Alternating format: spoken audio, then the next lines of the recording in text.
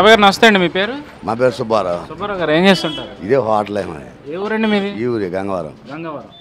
మరేంటి ఇక్కడ అభివృద్ధి ఎంతవరకు జరిగింది? బ్రహ్మాండంగా జరిగిందండి. సిద్ధారాఘరావు గారు బాగా చేశారు. ఏమేం జరిగాయి ఇక్కడ? ఈ తార్ రోడ్లు, సిమెంట్ రోడ్లు, ఈ ప్రాజెక్ట్ వర్క్లు కూడా చేసింది. బ్రిడ్జీలు అవి బాగా పింఛన్లు, రేషన్ అవన్నీ మొత్తం బాగానే వస్తున్నాయి. బాగానే ఇస్తున్నారు. పర్వాలేదు చంద్రబాబు ప్రభుత్వంలో. ఏంటి ఇప్పుడు ఈ ప్రస్తుతం ఉన్న ఎమ్మెల్యే గారి పనితీరు ఎలా ఉందని? బాగా చేస్తున్నాండి. వర్క్ బాగా చేస్తున్నారు. అతను వచ్చినాక బాగుపడుతుంది. మళ్ళీ ఆయన గెలిచే అవకాశాలు ఉన్నాయంటారా? ఉన్నాయంటే క్యాండిడేట్ని బట్టి ఉంటుంది. అంటే ఏ క్యాండిడేట్ని బట్టి? ఇంకో క్యాండిడేట్ పక్కన ఎదురు నిలబడే వాళ్ళు వేరే పార్టీ అంటారు. అంటే ఎవరు అనుకుంటున్నారు వేరే పార్టీ?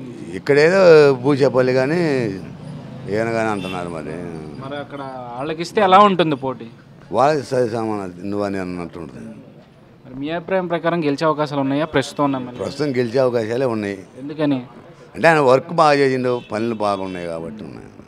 రాష్ట్రంలో చూసుకుంటే చంద్రబాబు నాయుడు గారు, జగన్మోహన్ రెడ్డి గారు, పవన్ కళ్యాణ్ గారు, వీళ్ళ ముగ్గురులో ఎవరు ముఖ్యమంత్రి అయితే బాగుంటుంది అనుకోండి? మేము చంద్రబాబు ముఖ్యమంత్రి అయితే బాగున్నాం. ఎందుకని? ఆయన వర్క్లు అట్లున్నాయి. బీదలకి బోదలకి ఏదో మంచి, అంటే మాకు వ్యతిరేకమైన ఆయన వర్క్లు పనితీరు బాగుంది. మీ నియోజకవర్గంలో చూసుకుంటే జనసేన ప్రభావం ఉంటుందంట? ఎక్కడ తక్కువే ఉంది అని తక్కువ. ఎంతవరకు ఉండొచ్చు? ఒక పావలా ఉంటాం. పావలా వంతు ఏ పార్టీకి నష్టం కలిగించే అవకాశం ఉంది? టీడీపీకి నష్టం కలిగింది. ఎందుకని అలా? ఇక్కడ నాయుళ్ళు టీడీపీ చేస్తుంటారు.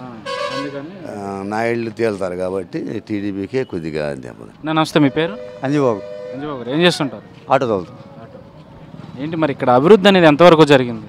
అభివృద్ధి అంటే ఒక అబ్బకి 2 కొడుకులు పుట్టిండ్రు. చిన్నవాడు ఉన్న వరకు ఇల్లు వాకిలి మొత్తం తీసుకుని పక్కకు పోయా.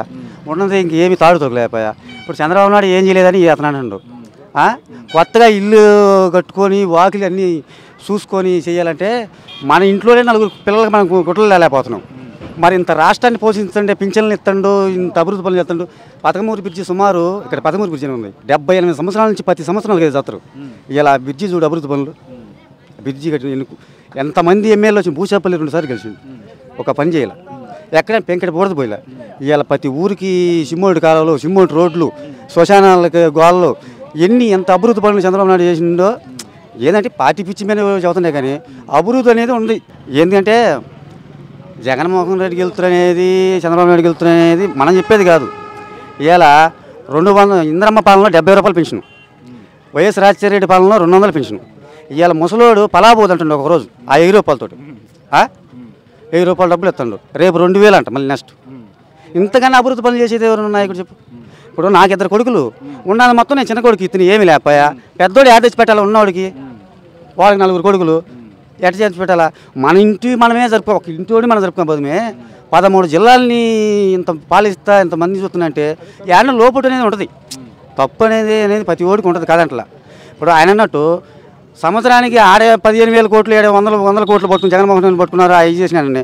మరి జగన్మోహన్ రెడ్డి జనం మేనిపించినోడు అయితే ఒక 50,000 కోట్లు పేదలకు ఉచితంగా ఒంగోలు డిపోల్లో కానీ చూడు అడుక్కొని తినడానికి పోలేక 100 మంది కొంపలు లేకుండా ఉండరు.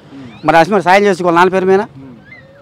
ఏదో వీళ్ళు ఏంటంటే పార్టీ పిచ్చుకోవాల్సిన చదువుమే కానీ దానివల్ల ఏం లేదు. చంద్రబాబు నాయుడు పాలన బాగానే ఉంది, అసలు పాలన బాగానే ఉంది. ఇక్కడ ఊర్లో గ్రామంలో నాయకులు తినేదానికి అది మనం అనుకునేది కాదు. అంటే మరి మీ అభిప్రాయం ప్రకారం ఇప్పుడున్న ఎమ్మెల్యే గారు మళ్ళీ గెలిచే అవకాశాలు ఉన్నాయంట? సిద్ధారాఘరావు ఎక్కడేసినా గెలుస్తుంది. ఏడే కాదు, మార్కాపురం, దరిసి, ఒంగోలు, అద్దంకి ఎక్కడేసినా సిద్ధారాఘరావు తిరిగే ఉండదు. ఎంత మెజార్టీ రావచ్చు అంటారు ఇక్కడ వేస్తే? మెజార్టీ మనం చెప్పలేం కానీ కంపల్సరీ గెలుస్తుంది. మధ్య సీట్ ఎన్నికలు నిలబెట్టినా, భూషాపల్లి నిలబెట్టిన, ఎవరు నిలబెట్టినా సిద్ధాన్ని ఓడించడానికి కుదరదు. నమస్తే. మీ పేరు? నారు పెద్దనమయ్య.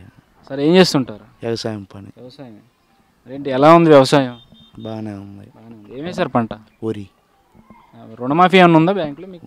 ఉంది. ఎంత పడింది రుణమాఫీ? ఎన్ని విడతలు పడింది? 2 విడతలు పడింది. 2 విడతలు పడింది. ఎంత పడింది 2 విడతలు? 27,000. 27,000 పడ్డా. మరి ఇది ఏ గ్రామం మీది? శివరాంపురం. శివరాంపురం. మరి ఏంటి అక్కడ అభివృద్ధి ఎంతవరకు జరిగింది? 2 కోట్ల దాకా పనిచేశారు. అంటే మిగిలిన అన్ని పనులు జరుగుతున్నాయి. సిమెంట్ రోడ్లు, కాలువల వరకు అన్నీ చేస్తున్నారు. మరి ఏంటి అక్కడ ఎమ్మెల్యే గారి పనితీరు ఎలా ఉంది ఓవరాల్గా చూసుకుంటే? బాగానే ఉంది. మాకు మళ్ళీ మొగులుగొండూరు చెరువు 10 కోట్లకి శాంక్షన్ చేశాడు. మళ్ళీ ఆయన గెలిచే అవకాశాలు ఉన్నాయంట? ఖచ్చితంగా. ఎందుకని? ఆయన పనితీరే ఆయన గెలిపించింది. ఆయన చేసిన అభివృద్ధి ఆయన గెలిపిస్తుంది. అంటే కొంతమంది అంటున్నారు ఆయన కేవలం టీడీపీకి కార్యకర్తలు ఎవరైతే ఉన్నారో వాళ్ళ జేబులు నింపడానికే పని చేస్తున్నారు, మిగిలిన వాళ్ళు పని చేయట్లేదని చెప్తున్నారు కదా, అందులో ఎంత నిజం? రోడ్లు పోతే టీడీపీ కార్యకర్తలే నడుపుతున్నారా, అందరు నడుపుతున్నారు. చెరువులోకి నీళ్ళు వస్తే అందరు కట్టుకున్నారా, టీడీపీ వాళ్ళే కట్టుకున్నారు. వాళ్ళకి పోకుండా ఏమన్నా మడవలేసి టీడీపీ వాళ్ళు ఏం కట్టుకోరుగా, అందరికి వస్తాయిగా.